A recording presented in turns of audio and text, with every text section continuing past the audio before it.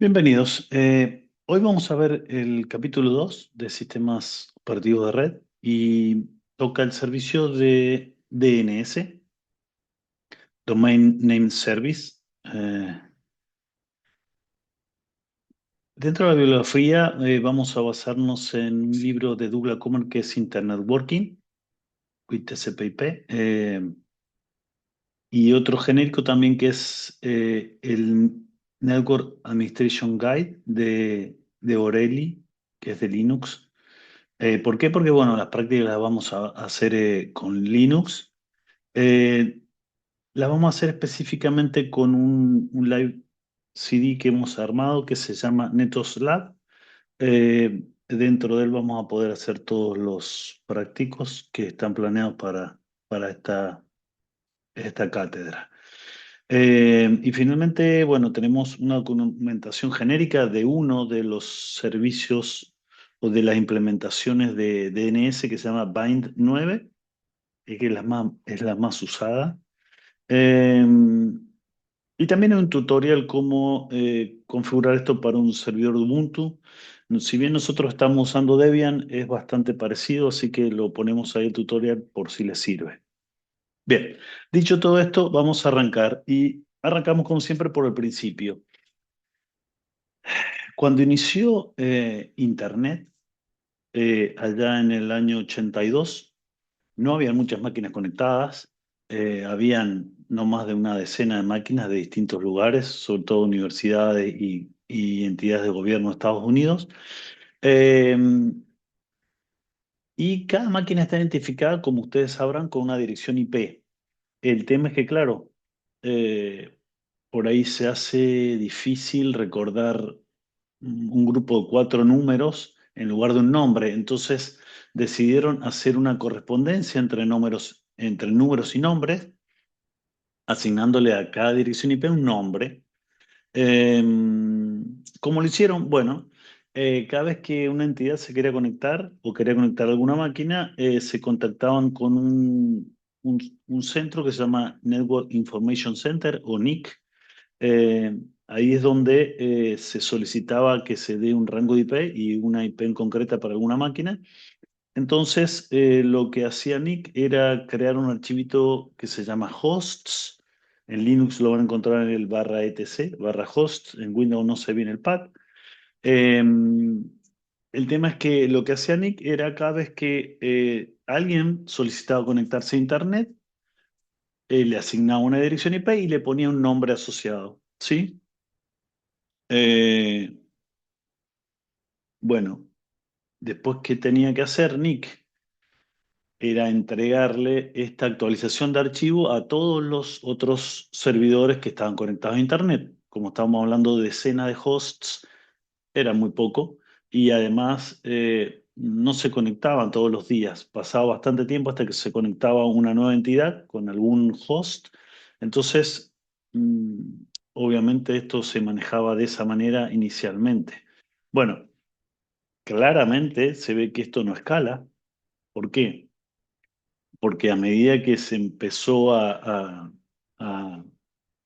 a conectar más gente a Internet, ARPANET se llamaba en ese momento, eh, claro, la gente de NIC tenía que actualizar más rápido este archivo, etcétera, HOTS, y distribuirlo. Y llegó un momento que prácticamente todos los días se conectaba una entidad nueva, entonces al distribuirlo, eh, obviamente, por un lado, se desperdiciaba ancho de banda, porque estábamos transmitiendo un montón de veces lo mismo con actualizaciones, y por otro lado, llegó un momento que ya no daba abasto la persona o las personas que actualizaban este archivo, porque habían varias actualizaciones o ingresos a Internet por día. Entonces, se pensó alguna otra solución. Eh, y otro punto importante era que si alguien quería conectar a un servidor, le ponía solo un nombre, no estaba de alguna manera mapeado a la institución que estaba. Entonces, si yo quería conectar a un servidor FTP, bueno, le ponía server FTP, por ejemplo, y el problema es que no podía existir otro host que tuviera ese mismo nombre. Eso se llama que el espacio de direcciones es plano, de alguna manera. Bueno, imagínense hoy en día eso sería inviable porque hoy tenemos alrededor de 360 millones de dominios o de nombres registrados en Internet y eso si lo pusiéramos en un archivito de texto serían más o menos 16 gigas.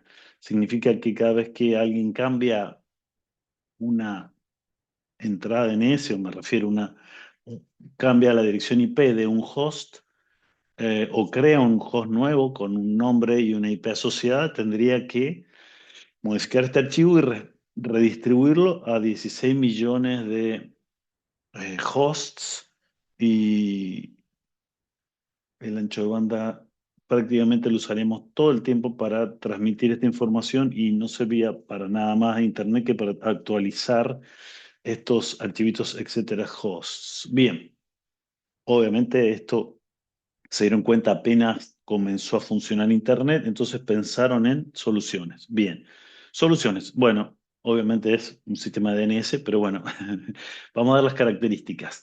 Se pensó primero, eh, necesitaban un sistema para asociar nombres a direcciones. Eh, lo primero que había que hacer es que separar de alguna manera el nombre que tenía, que iba a tener con las direcciones o las redes o las rutas, de manera que esto me permitiese que si yo cambio de proveedor de internet y contrato otro proveedor, me va a dar otro rango de dirección IP, otras rutas por donde contactar mi dirección, pero el nombre debería ser totalmente independiente de esto. Por otro lado, debería ser una estructura en vez de plana, jerarquizada, de manera que yo pudiera tener organizados los nombres de hosts dentro de los distintos eh, destinos o dominios. Por otro lado, que los datos estuvieran distribuidos, porque a todo esto, si estuvieran centralizados en NIC, estamos hablando que, bueno, es bastante información, pero el problema sería que es un cuello de botella. Entonces, si todos le consultaran al mismo sitio la información, cada vez que quieren acceder a cualquier destino y no saben su IP, pero sí su nombre, deberían hacerle consultas al servidor de NIC. Por lo tanto, esto no escala de esa manera, ¿sí? Entonces, los datos no deberían estar en un solo lugar, sino distribuidos. Y por otro lado, a la hora de que Nick actualice direcciones, ya sea porque se agregó un nuevo servidor y tiene un nombre y se tiene que asociar a una nueva IP, o un servidor se cambió de proveedor de Internet, entonces cambió su IP, el que se encargaba inicialmente era el NIC, pero como todo el tiempo se están haciendo cambios, sería inviable esto hoy en día. Entonces lo que se hizo fue que la autoridad para asignar nombres y registrarlos o cambiarlos estuviera delegada. Ya vamos a ver cómo es eso, pero en realidad no lo haría más NIC, sino delega la administración. Y la administración se hace normalmente por zona, que vamos a ver un poquito más adelante de qué se trata una zona. Y otra cosa importante, también quería que esta información estuviera replicada, porque por más que estuviera distribuido, si se me eh, deja de funcionar una parte de esta resolución de nombres, ya no tendría acceso a ninguno de esos lugares. Entonces lo importante también es que estuviese, además de distribuido, replicado. Bien, fíjense que eso es lo que pasó.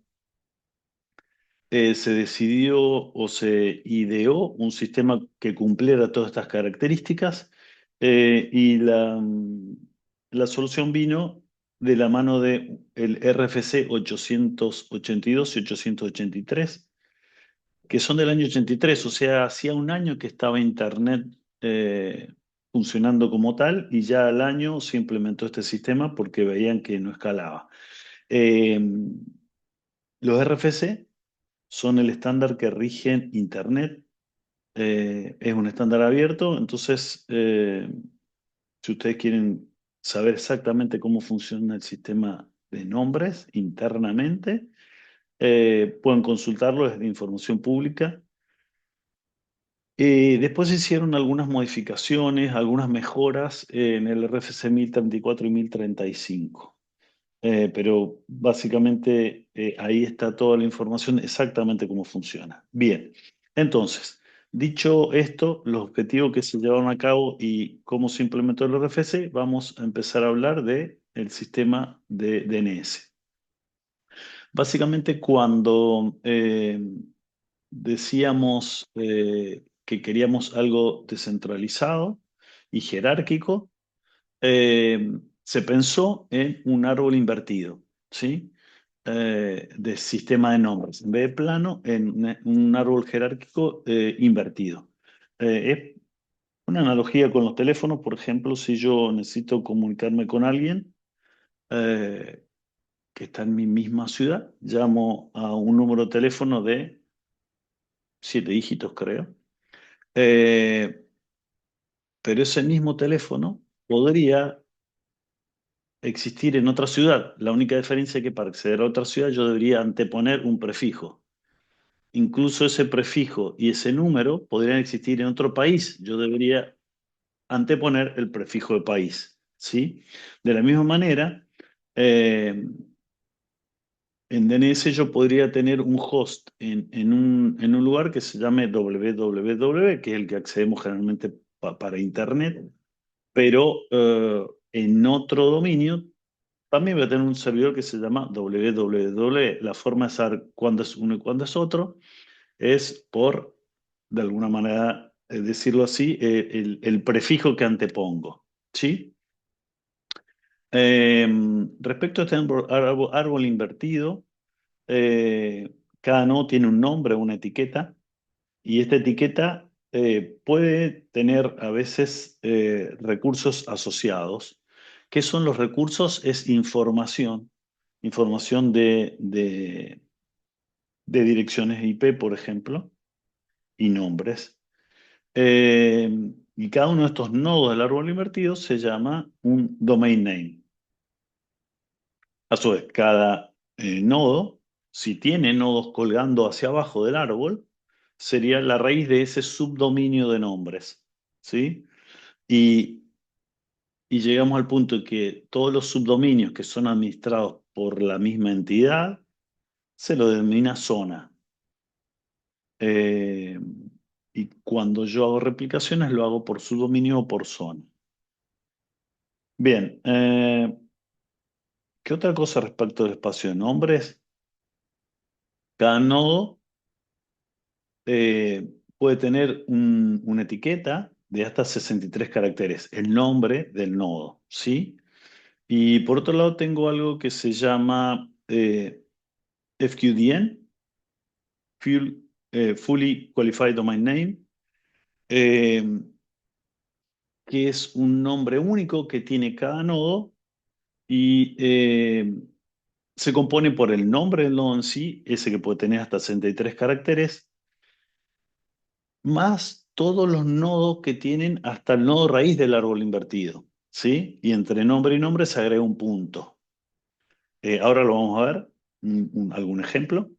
Eh, este sistema de DNS es case insensitive, es lo mismo que yo lo escribo con mayúscula o minúscula. La única limitación tiene que yo podría tener como máximo 127 niveles de árbol eh, y además el máximo de caracteres que podría tener este DN, perdón, es como 255 caracteres, nada más que eso. Bien, un ejemplo de esto es, a ver, tomo una viroma. Esto es el árbol invertido y yo puedo, bajo ese árbol invertido, bueno, yo dibujé algunas ramas nada más. Cada uno de estos nodos va a tener un montón de ramas por abajo y sería la raíz de esos subdominios.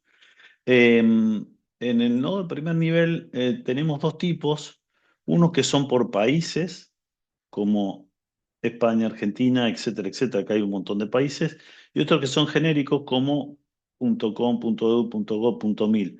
Inicialmente eran estos de la derecha, pero después se vio cuando se masivizó Internet, lo que hicieron fue delegarle a cada país un subdominio de primer nivel, ¿sí? Y después dentro de cada país lo organiza como quiere. Por ejemplo, Argentina tomó una distribución de subdominios parecida a la del primer nivel. Entonces, por ejemplo, en Argentina existe el .com, .edu, .gov, .mil, lo que sea. Eh, Dentro de Edu están todas las entidades educativas. Entonces, por ejemplo, yo tengo la UNSL, la UTN. eh, Acá no está gobierno. Bueno, esto está mal, no es gobierno, debe ser otra universidad. Y por ejemplo, dentro de la Universidad Tecnológica existen regionales, entonces lo que hace la Universidad Tecnológica, quiero subdominios para cada una de las regionales. eh, y una regional, por ejemplo, la de Mendoza, podría tener subdominios de las distintas carreras que da, ¿sí? O grupos de investigación. Bien, el punto es que un FQDN sería el nombre que tiene un nodo, por ejemplo, el www, este nodo se llama www.gritics.frm.utn.edu.ar, ¿sí? Sería el nombre completo. Y acá a la altura de UNSL también podría existir un nodo que se llame www y sería www.unsl.edu.ar. Si bien este nodo se podría llamar igual que este, pero lo que los diferencia es el Full Qualified Domain Name, que es todo el nombre completo separado por puntos hasta llegar al nodo raíz. Bien, continuemos. Vamos a volver dentro de un rato acá para ver algunos ejemplos, pero bueno, continuemos. Eh, con respecto entonces al sistema de nombres, hay tres componentes. Por un lado, esta estructura que les dije, que es el árbol invertido con toda la información de recursos y direcciones IP que tiene y los tipos de consultas que están permitidas en este espacio de nombres que está normalizado, ¿sí? Que es este, bueno, no está todo dibujado, pero bueno, este es el árbol invertido. Cada uno de estos nodos tiene información, Resource Records o RR se llaman. Hay distintos tipos, pero todos tienen información. Y después, por otro lado, yo tengo consulta específica donde yo pregunto por alguno de esos recursos. Eh, Esta estructura o este espacio de nombres es uno de los componentes del sistema de DNS. Y después, por otro lado, tenemos servidores y clientes, o name server o resolver. Resolver son los clientes que le hacen una consulta a un servidor de DNS preguntando una información de RR, ¿sí? Mientras que los servidores es una aplicación, por ejemplo, Bind 9, Bind, que el que les nombré al principio de todo, es una implementación de un sistema de DNS y está esperando que alguien haga alguna consulta y lo que tiene es información al menos de su zona, por ejemplo. Yo podría tener acá un servidor, en este caso UTN, que se llama nameserver 1, NS1, por ejemplo, y tiene información de toda el área que maneja la universidad. Entonces, él almacena ahí y como dijimos que puede estar replicado, yo podría tener otro que también tenga esa misma información. Normalmente en estos nodos yo tengo entonces un servidor que está esperando que alguien consulte la información respecto de algún host de esta zona y de todos sus subdominios y bueno, cuando consulta voy a responder. Cuando alguien consulta voy a responder. ¿Qué tipo de servidores o de name servers tenemos? Bueno, tenemos master o slaves. Eso se refiere a si es primario o secundario o el que tiene la información o el que recibe las réplicas. Y si por otro lado también puedo tener un tipo de servidor que se le llama no autorizativo, que significa que podría tener información de otro. de otra zona. Por ejemplo, estos servidores podrían tener información de, no sé, de algunos resource records de San Luis, por ejemplo, de la UNSL. Lo que tienen que hacer es, cuando si alguien les pregunta, responderle, avisarle que ellos no son la autoridad de esa zona, o no s- pero tienen información. ¿Para qué? Para que el resolver o el cliente sepa.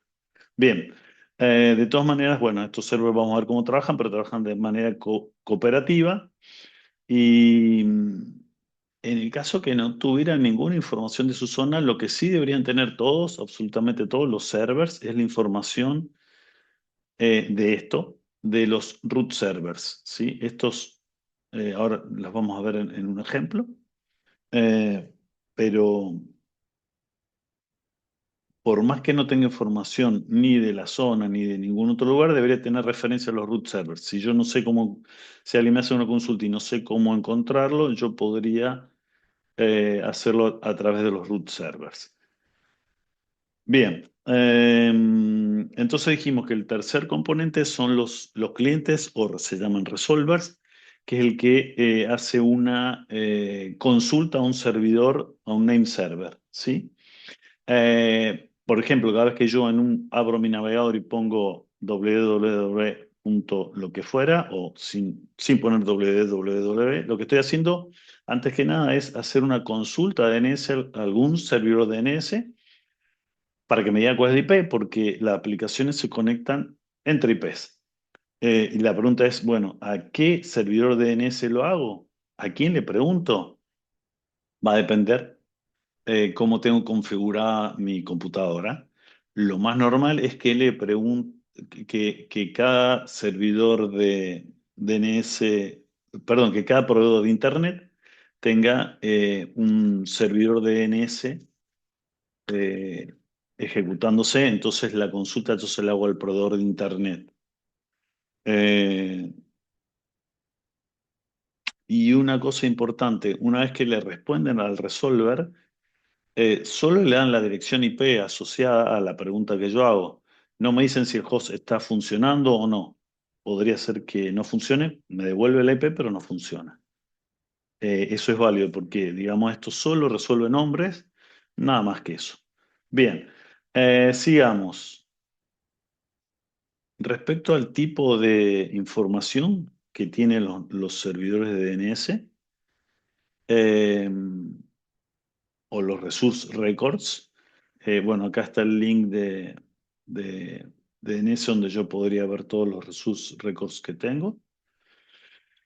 Básicamente tienen 5 campos: el nombre, el tiempo de vida, ya vamos a ver para qué, la clase, el tipo y el valor. Dentro de los tipos más comunes, son si es servidor primario o no de una zona, se llama Start of Authority. Eh, Podría ser un tipo de registro NS, donde es NS el registro o el tipo de información que me dice los servidores de DNS que hay en una zona. Por ejemplo, si volvemos acá, si yo consulto por los servidores de DNS de UTN, me podría decir que son dos o tres o los que tuviera, ¿sí? Este tipo de registro de información se llama NS, Name Server. Eh, si yo quiero saber qué dirección tiene, de IP tiene un nombre, el tipo de registro es del tipo A, que es EDRES, o A6, que es para dirección IPv6. Si yo quisiera enviar un correo, yo lo pongo a un dominio determinado, pero también el servidor de correo va a tener un cliente y para saber a qué servidor de correo conectarse, cuál es la IP de ese servidor de correo, lo que hace es consultar por un tipo de registro que se llama MX, ¿sí? Y así, bueno, hay alguno que... eh, por ejemplo, este como el alias, lo que hace es, podría tener eh, dos nombres asociados a la misma IP, entonces una la defino como registro tipo A, y después otra podría ser un alias, ¿sí? Esto también son comunes.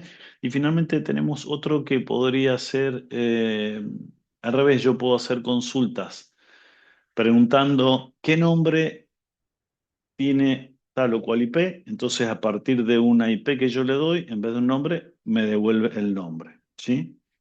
Eh, bien, ¿cómo es el proceso de resolución? Eh, Cuando yo hago una consulta a un servidor de nombre, lo que hace es fijarse primero si el destino, la parte final del nombre que yo quiero resolver,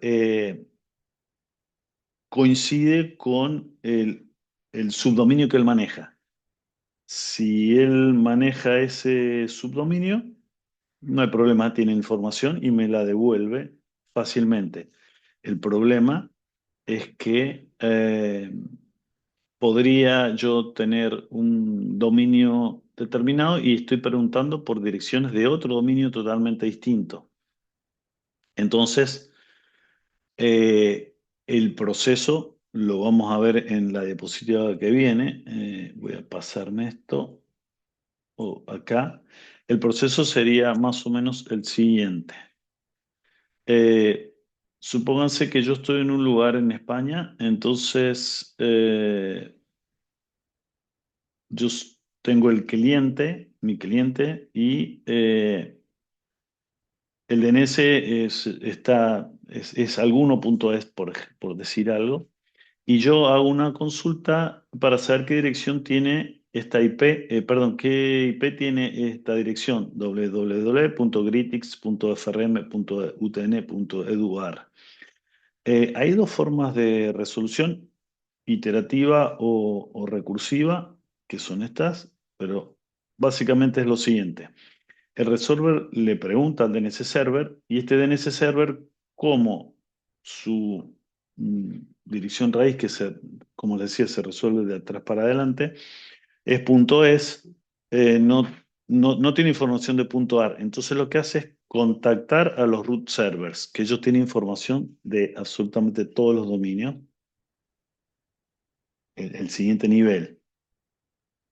Obviamente este root server, si no tiene información de de este nombre que quiero solucionar, lo único que sabe es que este destino, en vez de preguntarle a él, se lo podría preguntar a un servidor de DNS que maneje todos los .ar. Entonces, una vez que él responde esto, el DNS server le vuelve a preguntar, pero ahora al .ar.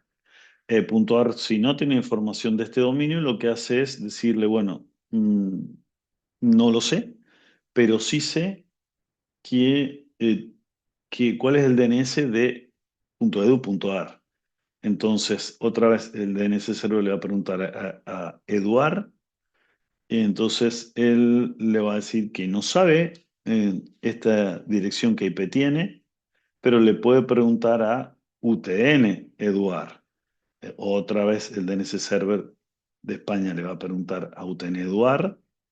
Él le va a responder, no lo sé, pero sí sé eh, cuál es el DNS que maneja la zona FRM-UTN-UAR.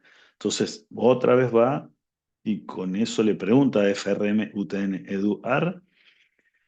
No sabe, pero sí sabe quién maneja el subdominio Gritix, FRM-UTN-EDUAR. Entonces, vuelve a hacer esta consulta y finalmente este tiene la información y esta información es la que retorna al servidor DNS y el DNS le responde al resolver.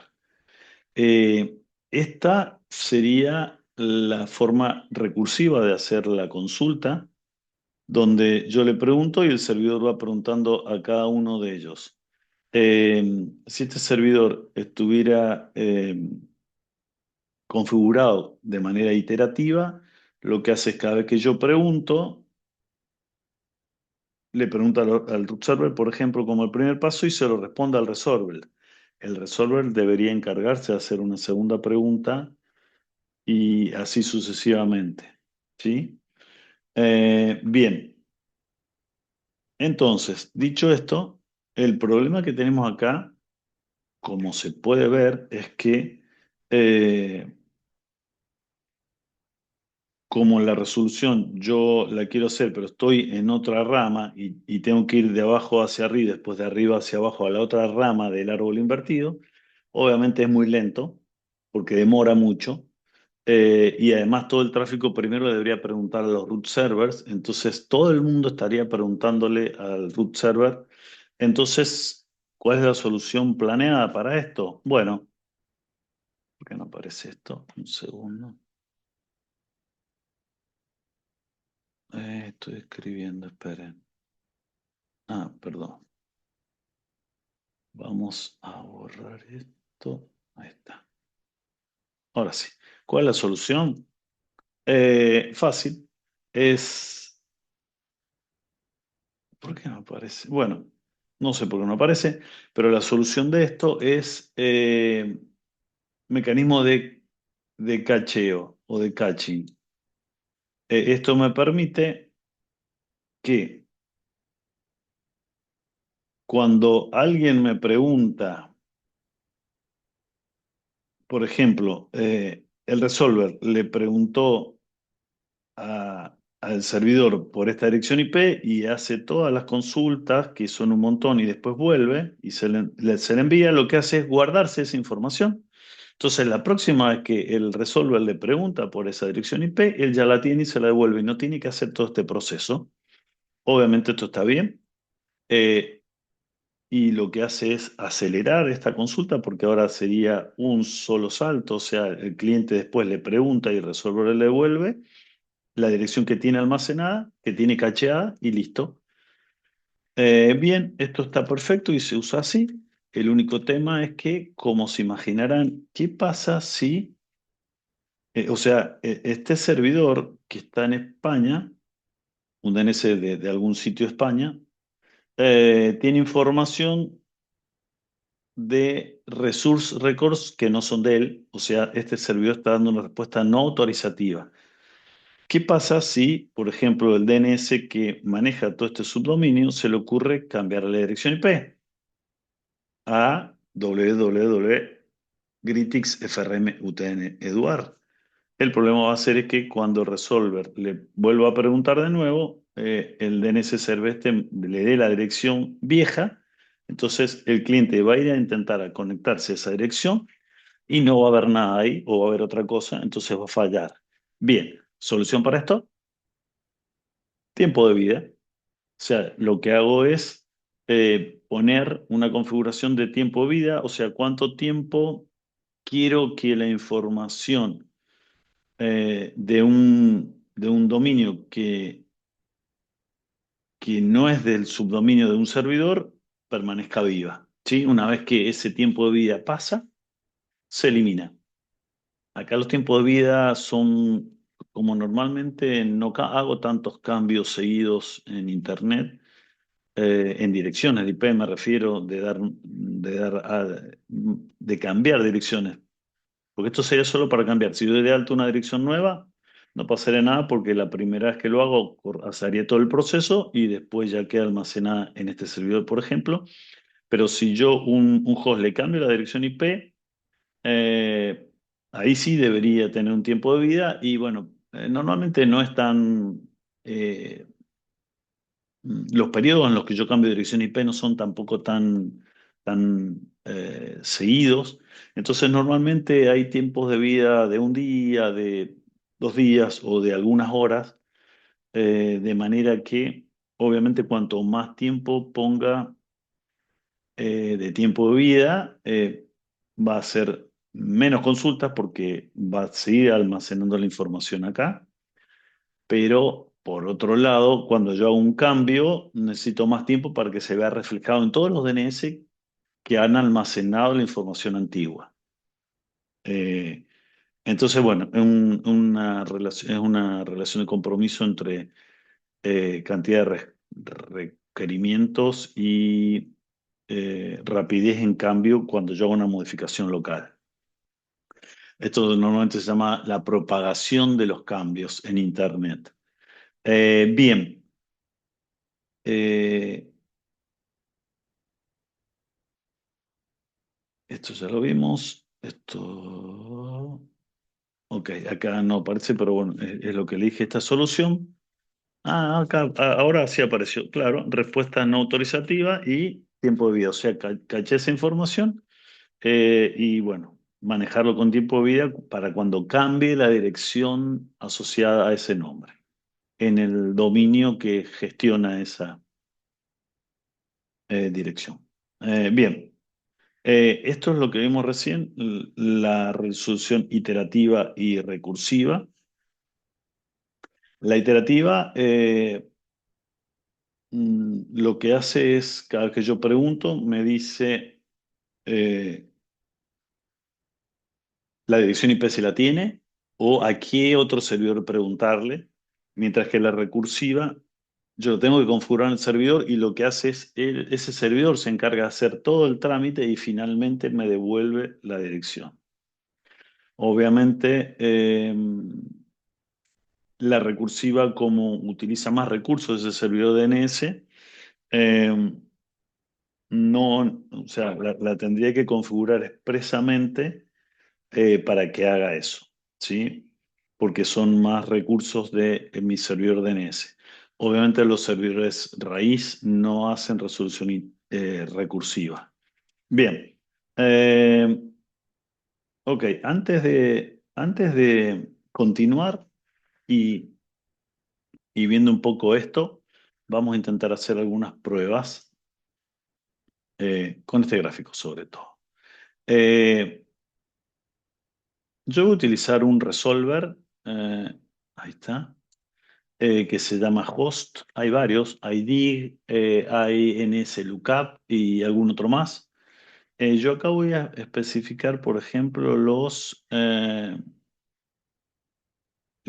voy a consultar los recursos del tipo eh, servidor de nombre o name server de punto, que sería el de acá arriba, o punto barra, como, sí, y lo que me está diciendo es que todos estos servidores son los servidores raíz del mundo que manejan DNS.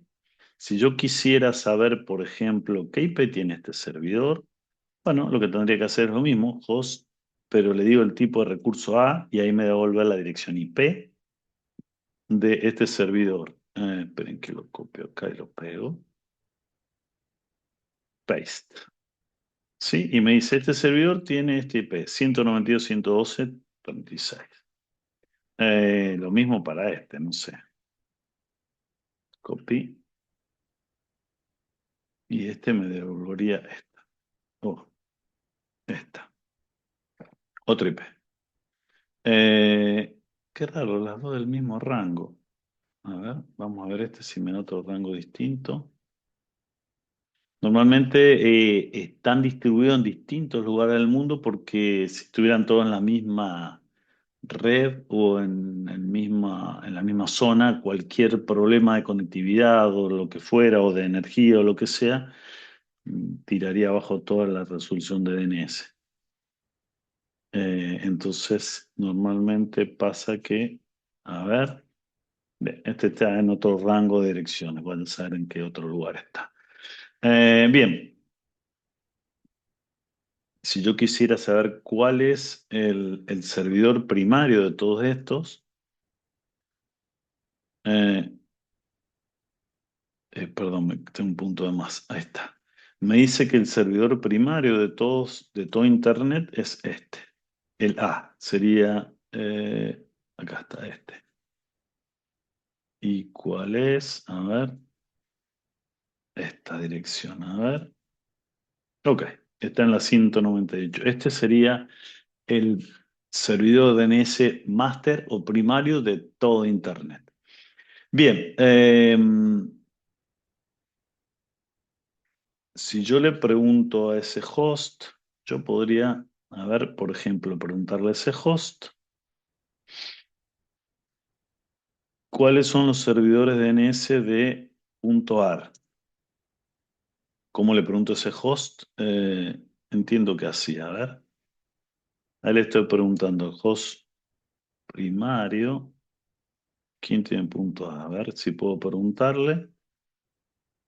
Eh,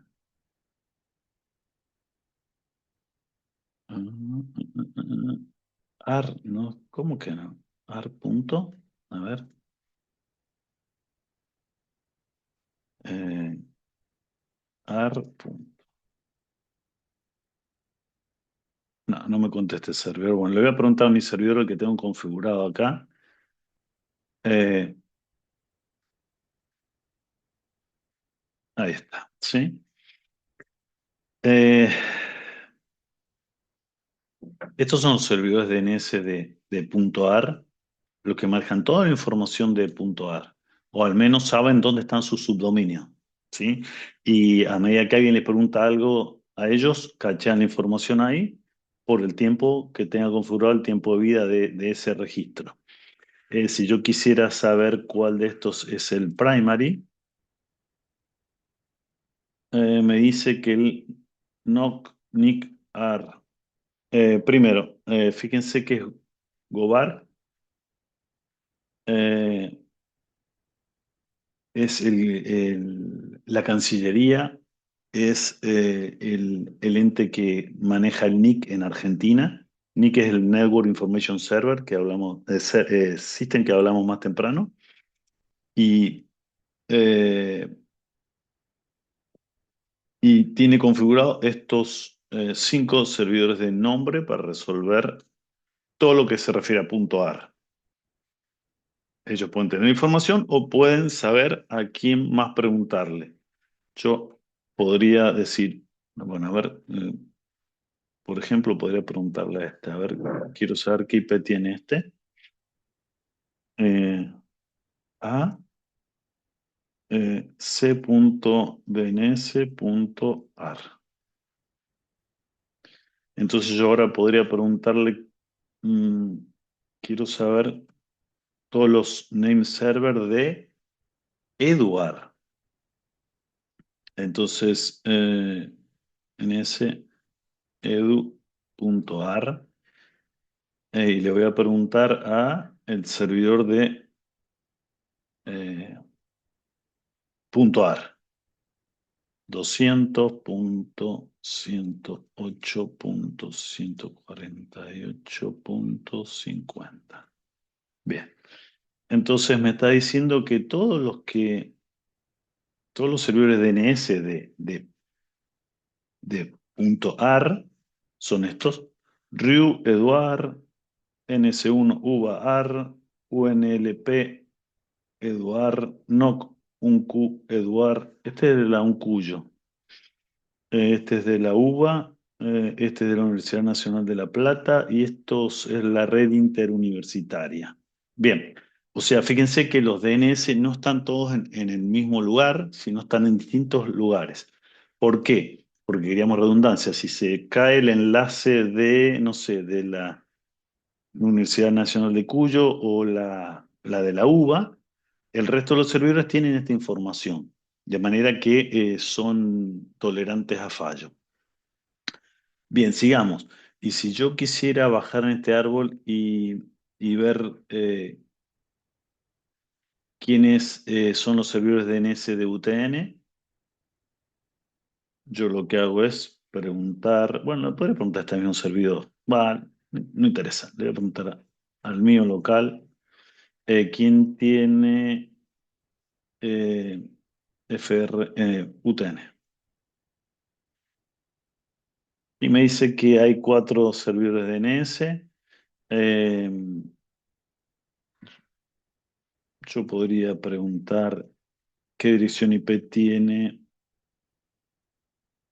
este host puntual y me dice que tiene esa IP. Eh, incluso podría preguntar, bueno, cuando yo mando un correo a UTN Eduard, ¿a dónde lo envío? Y ahí me dice que lo manda a este host, que no sabía, pero está hosteado en Microsoft. A ver, si yo quiero saber qué IP tiene ese host, lo que puedo hacer es preguntar el tipo de IP registro A de ese host. Y me dice que tiene estas IP. Fíjense que son todas, estas están todas en la misma región.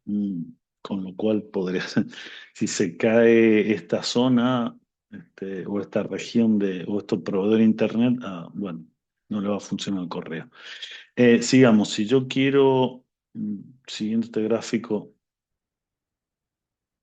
ver, por ejemplo, la regional de Mendoza de la UTN, ¿cuántos servidores de nombre tiene? Voy a preguntar por name server, FRM. Me dice que tiene tres y fíjense que tiene el NS1 y el NS2 de la regional y además tiene el NS3 de la UTN como secundario. Si volvemos acá, el de la regional tiene dos hosts NS1 y NS2 que tienen toda la información de acá abajo, todo lo que cuelga de FRM, pero también tienen uno secundario con el NS3 de la UTN. Que no lo dibujé, bueno, está acá, NS3 está por acá. También tiene información y un servidor secundario, cosa que si en algún momento hubiera algún problema con estos de la regional, este también tiene información copiada. Entonces, se podría acceder a través de este servidor y devolvería la información. Y por último, si yo pregunto cuáles son los servidores de DNS del subdominio gridx.frm, eh, me dice que hay cuatro que tienen su información. No sé cuál es el primario, pero para saber cuál es el primario, lo que podemos hacer es poner un SOA y me dice que es este, NS1 Gritix. Sería este. Este es el primario de la zona Gritix de todo lo que está acá abajo. Él tiene información del correo, del mail, etcétera, etcétera. Por ejemplo, yo acá puedo preguntar qué dirección tiene, como hice recién, el www.gritix. Y esto me va a volver una dirección determinada, mientras que, fíjense que se llama igual el nodo de www, pero de otro subdominio me devuelve otra información. Y seguramente que acá debe haber uno que es FRM, que también se llama www, que me devuelve otra información. ¿Sí? Esto es lo que hablamos al principio, que no es un espacio plano y ya los hosts o los nodos pueden tener el mismo nombre, nada más que el FQEDN cambia porque depende de todo el recorrido que tengo acá. ¿Sí? Acá de un servidor web, acá también podré tener un servidor web, igual que el de la UNSL, también se llama web, seguro. Eh, UNSL. Perfecto. Ahí está. Y fíjense que tiene otra dirección IP. Y acá es lo que le decía, el tipo de registro alias. Yo podría preguntar por ese, pero en realidad no se llama www, se llama www.unsl. Así, ese es el nombre del servidor que me devuelve el correo. Este es el nombre real, y el www es un alias. ¿Y para qué se usan los alias? Y muchas veces yo configuro mm, un servidor de correo, no le pongo el nombre perdón, un servidor web, no le pongo el nombre www, le pongo web y le creo un alias a la www. Eh, ¿Qué ventaja tiene esto? Que yo en el futuro necesito o quiero configurar otro servidor web para reemplazar el anterior. Entonces lo que puedo hacer es, le doy otro nombre y le pongo Web 2, por ejemplo. Entonces yo hago todas mis pruebas y consulto Web 2 y después cuando estoy seguro que lo quiero reemplazar, lo único que hago es cambiar el alias. Y el alias de www, en vez de apuntar a Web 1 o Web, va a apuntar a Web 2. ¿Sí? Para eso sí está piola de lo de alias. Bien, ¿qué más? Bueno, entonces creo que ahora sí se entiende lo que hablamos de los tipos de recursos. Estos los vimos casi todos. Eh, a ver, PTR si funciona alguno. A ver si tiene la resolución inversa, el servidor web de San Luis, yo lo que voy a hacer es preguntar por PTR y al revés, pregunto por la 190, 122, 236, 47. Sí, tiene un recurso y lo que me dice es que esta dirección corresponde a este nombre, ¿sí? Lo que me está devolviendo es un nombre. Fíjense que ahora es al revés. Eh, es pointer reverse o algo así, por eso es, yo pregunto con IP y me devuelve nombre.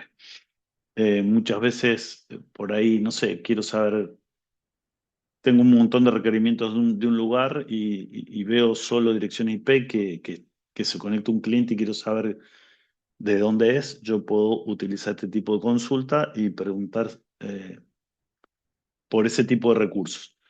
No es obligatorio, así que hay veces que por ahí consulto y no me responde nada, no existe el registro, el recurso PTR, pero bueno, generalmente para los servidores sí, está configurado. Em, Bien, entonces, volviendo acá, estos son los tipos de recursos. Bueno, este es el tema de resolución que les había contado y quizá esto ahora se entiende mejor. Todas las consultas que yo hice, que fui haciendo básicamente todo lo mismo, le iba preguntando, nada más que no preguntaba qué IP tenía esto, sino lo que hacía es preguntar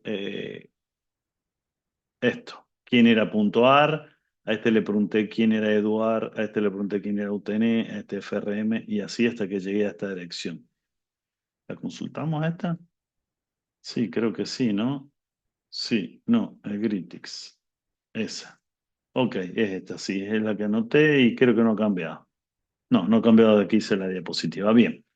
Eh, ¿Qué más?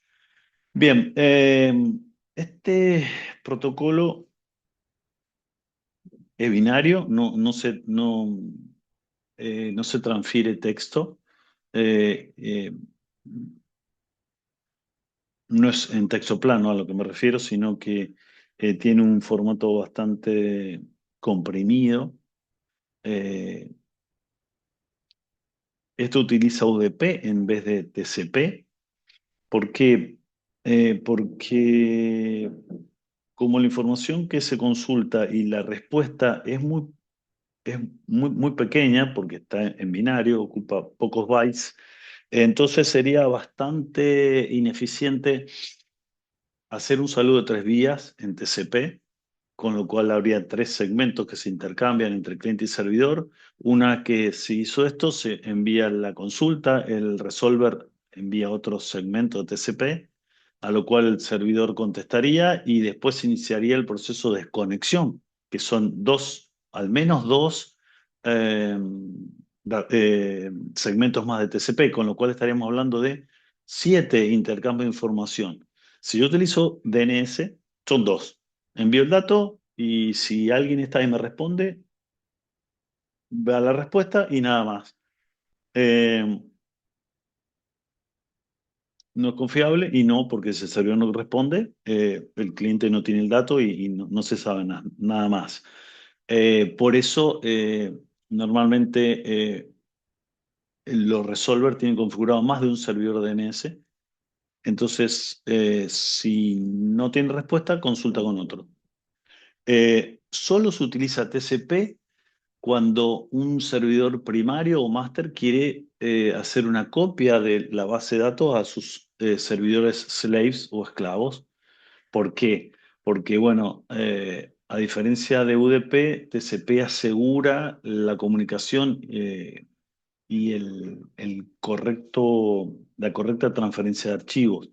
Imagínense si yo quiero hacer por UDP la copia de la base de datos de toda mi zona a otro host, a otro DNS secundario y copio vía UDP, pero UDP no hace chequeos si está bien la información que mandé. Podría tener un problema en la red, un ruido, lo que sea, pierdo alguna información o se cambia algún 0 por 1 y tendría información corrupta en el DNS secundario. Entonces, lo que hago es, las consultas comunes son UDP para no utilizar muchos recursos de la red mientras que cada vez que un servidor master va a hacer una transferencia de zona a los secundarios, lo hace utilizando TCP. ¿Cuándo transfiere o replica la zona? Cada vez que yo hago un cambio.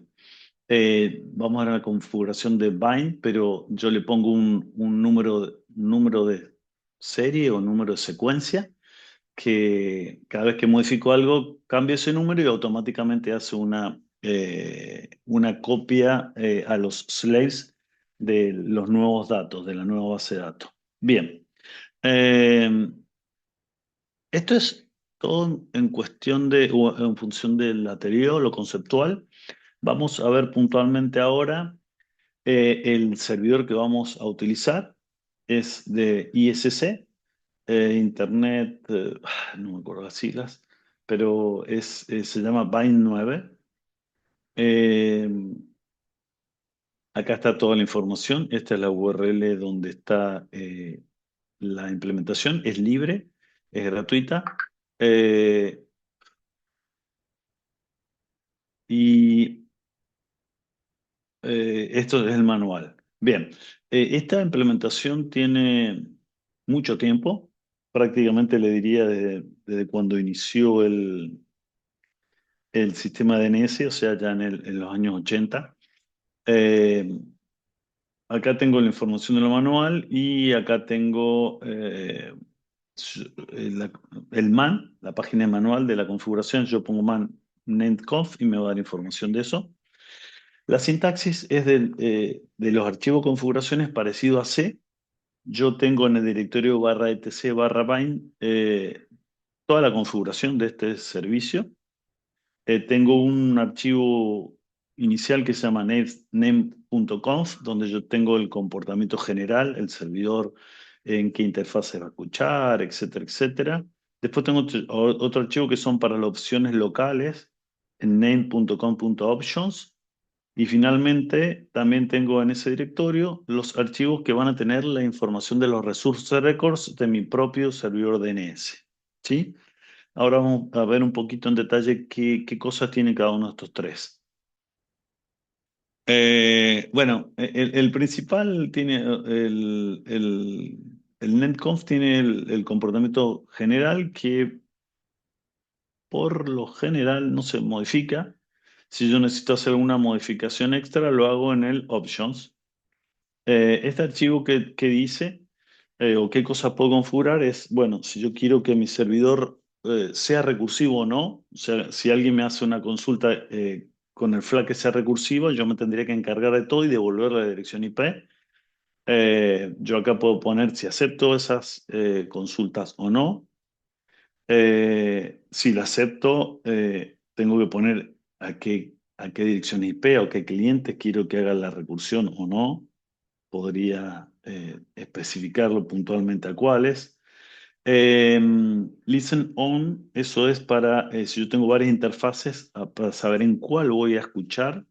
Podría ser en todas, podría ser en el loopback, podría ser en alguna en particular.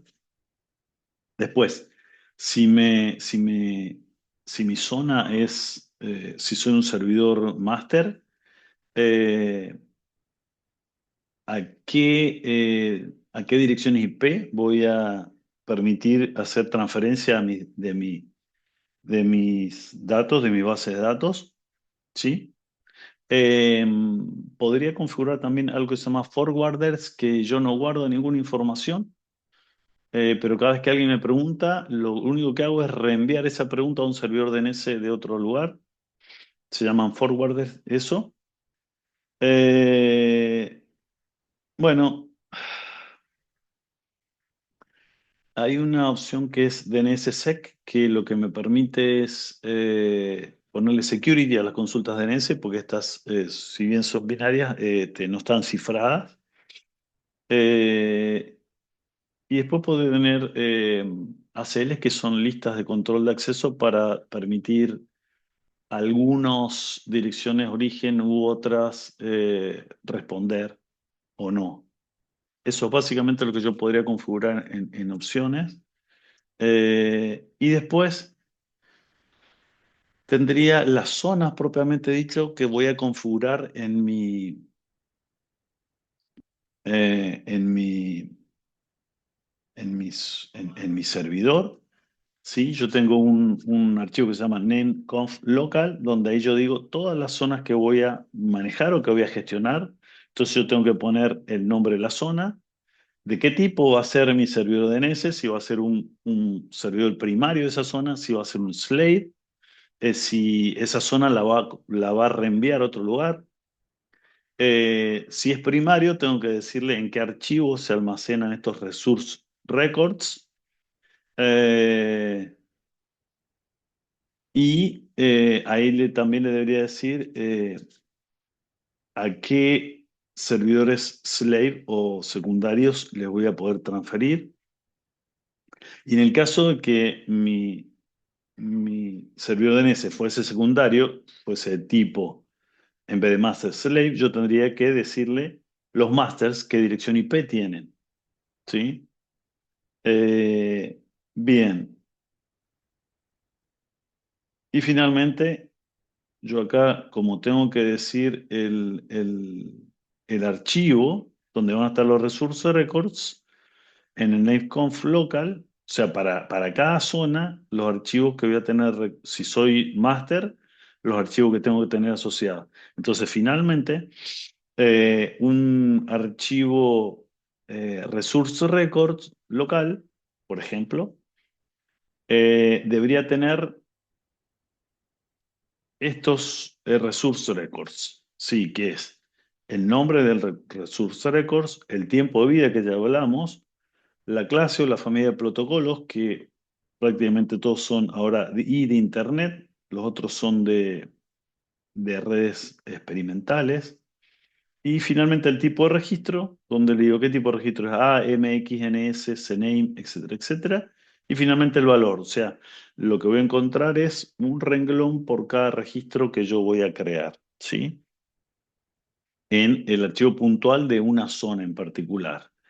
Eh, Algunas consideraciones de estos archivos de zonas con los resource records. Bien, bueno, lo primero que sí, debo tener cada servidor DNS primario debería tener siempre, lo primero que tiene que tener es un recurso del tipo Start of Authority. Eh, También tiene que tener TTL para cada uno de ellos o tener una configuración que es peso TTL, lo que hace es que cada uno de los resource records toman ese valor y no tengo que ponerlo en cada uno de los registros. Lo mismo para la variable origin. Eh, y finalmente tengo que tener al menos dos recursos más, además del SOA, que es el NS, al menos uno, que sería el mismo, el servidor DNS primario, eh, y asociado a ese nombre que va a tener, por ejemplo, NS1, como habíamos visto, eh, un tipo de registro A. Bien, y yo otra vez, cada vez que modifico alguno de estos valores o agrego registros, lo cambio, lo que hago es modificar lo que se llama el número serial, que eso permite actualizar, si tuviera DNS secundarios, actualizarle y transferirle los cambios que yo acabo de hacer. Bien, eh, antes de irme, quería mostrarle un ejemplo de estos nameconf local, de estos archivos. Entonces, si yo quisiera configurar una zona, por ejemplo, yo acá voy a decir, este es el archivo nameconf local, donde yo acá configuro una zona y le digo que la zona se llama, por ejemplo, Tour Eduard. Significa que cualquier cosa .tour.edu.ar, mi servidor lo va a responder. Le estoy diciendo ahora que soy un máster, significa que soy el servidor primario, el Start of Authority, y le digo que la configuración de esta zona está en este archivo, etcétera, bin db.tour. Entonces, si vemos el archivo db.tour,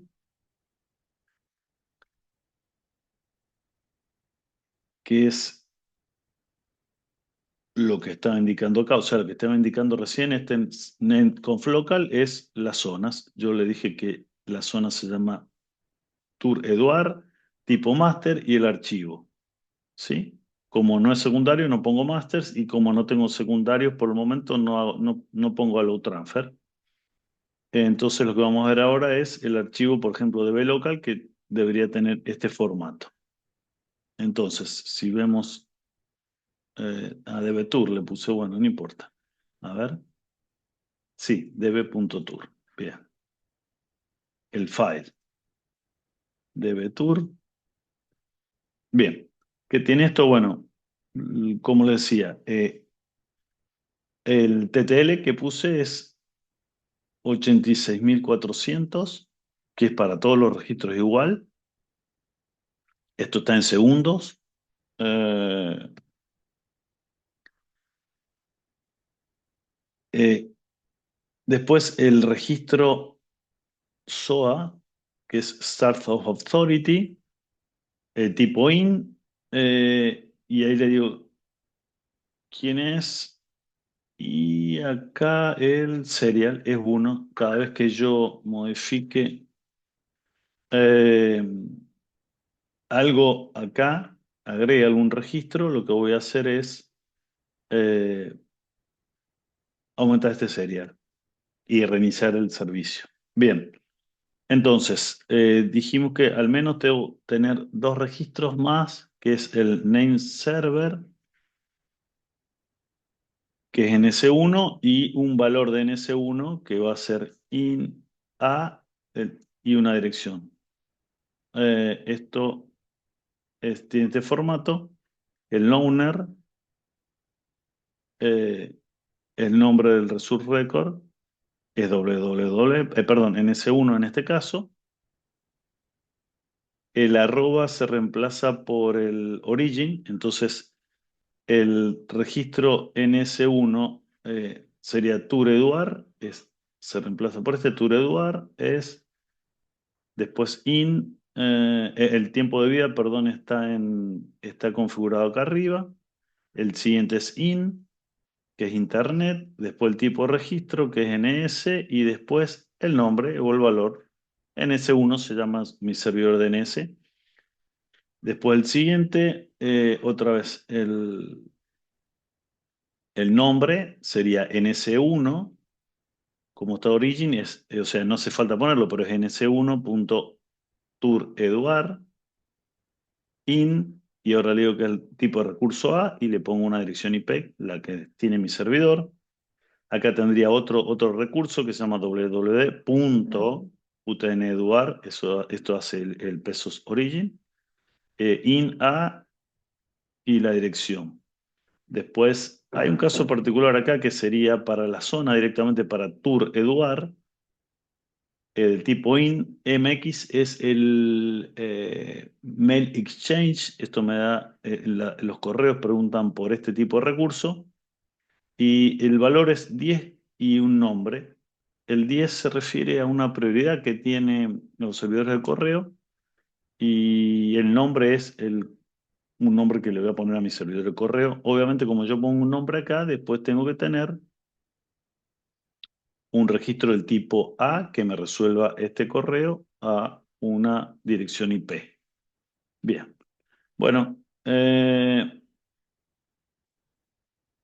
finalmente, una vez que yo configure todo, Byte 9 tiene un par de herramientas que me permiten verificar cosas. Por ejemplo, chequear la sintaxis. Como esto es orientado a C, es bastante quisquilloso con las llaves, con los puntos y coma y todo eso.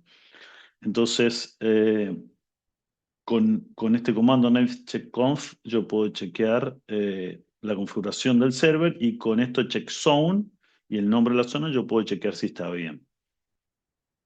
Eh, un resolver, el que estuvimos usando ahora, host-t, el tipo de recurso, el nombre del resolver, y si quisiera el IP del servidor, si no pongo nada, es la que yo tengo configurada en mi archivo etc resolve. En este caso, estos son los servidores que me están resolviendo. DNS. Si yo quiero alguno en particular que no sea mi inclusivo, yo podría, hay un servidor muy común que es el 8888, que es el de Google. Eh, y nada, y me responde que esa es mi IP, está bien. No sé si lo tenía Google o no, o fue y le preguntó, hizo todo el camino y después ya lo dejó cachado. Porque ahora si yo pregunto, se supone que me lo devuelve más rápido. Bien. Eh, Otra cosa que puedo hacer es en el archivo principal, etcétera, nameconf, es agregar este login y, por ejemplo, ahí me está mandando a este directorio, a este archivo, en el directorio TMP, todos los logs. Y acá con el nivel de debug yo aumento o disminuyo la verbosidad, sería en castellano, de los logs. Bien, dicho todo eso, creo que estamos listos para arrancar la práctica. Bien, nada más que presentar, nos vemos en la próxima clase.